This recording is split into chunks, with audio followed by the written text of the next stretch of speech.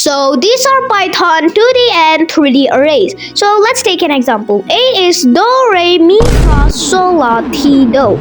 And if you print A, you can see it's a 1D array. It has 1 dimensions. But what a 2D array is actually is like, it's a grid-like thing. Lists inside lists. For example, do, re, mi, fa, sol, la, ti, do. And now if we print B, you can see we get a grid-like array. So you can see it's a grid-like thing. It's used in tic-tac-toe games in many Python applications. And then comes the 3D list, but 3D arrays are simply like this one. So it is like layers of arrays, like do, re, mi, fa, sol, la, ti, do. Like it's the layers over layers.